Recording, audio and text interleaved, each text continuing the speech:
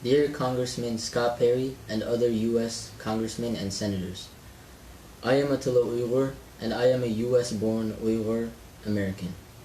I'm Metahan Uyghur, and like my brother, I'm a US-born Uyghur American.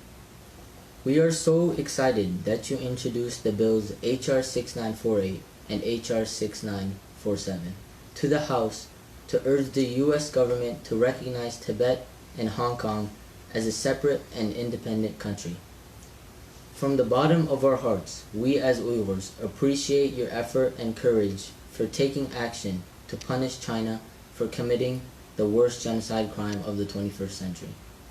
It is a known fact that China invaded Tibet in 1950 using brutal military force. Tibetan Government in Exile, TGE, is the only legitimate representative of Tibetan people. It is long overdue that the United States of America recognize Tibet's independence.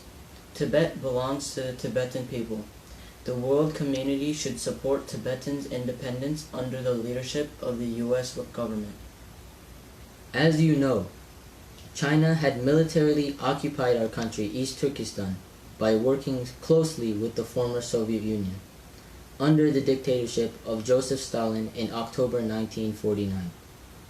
China's brutality against the people of East Turkestan in the last 70 years has no comparison anywhere in the world. However, our people's struggle for restoring independence has been much less known in the civilized world except in the last years, when news broke out that China has been locking up around 3 million Uyghurs in Nazi-style concentration camps, torturing and indoctrinating them to become Chinese. Uyghurs don't only want democracy and human rights. Uyghurs want independence, and we want China to get out of East Turkestan completely and peacefully. We are hoping that you and the other U.S. politicians could take another initiative to support a bill to recognize the independence of East Turkestan.